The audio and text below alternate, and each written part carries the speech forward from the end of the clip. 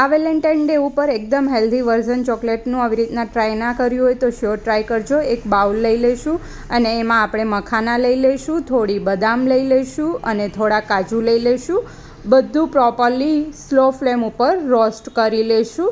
Roast થઈ જાય પછી આપણે એને થોડું રૂમ ટેમ્પરેચર પર આવવા દઈશું અને એક મિક્સર જારમાં એડ કરી દઈશું. પછી એમાં થોડો ખજૂર લઈ લઈશું અને થોડી કિશમિશ લઈ લઈશું અને પલ્સ મોડ કરીશું, ચાલુ બંધ કરવાનું, જેથી કરીને આવી રીતના ક્રન્ચી રહે બધા ડ્રાય ફ્રૂટ્સ.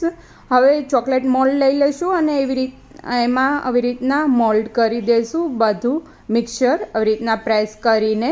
અને પછી આને આપણે ફ્રીઝમાં સેટ થવા માટે 15થી 20 મિનિટ માટે રાખી દઈશું, જેથી કરીને પ્રોપરલી સેટ થઈ જાય. હું પર્સનલી યક્સને હજી બહારની ચોકલેટ નથી આપતી, આવી રીતના ઘરે બનાવીને જ આપું છું, અલગ અલગ રીતે ટ્રાય કરીને. તો તમારા કિડ્સને બી તમે ચોકલેટ બહારની આપતા હોય તો ના આપતા, આવી રીતના ઘરે બનાવીને જ આપવી જોઈએ. ફ્રીઝરમાંથી લઈ લીધી છે અને પ્રોપરલી સેટ થઈ ગઈ છે. તો હવે એને આપણે ડિમોલ્ડ કરી લઈશું.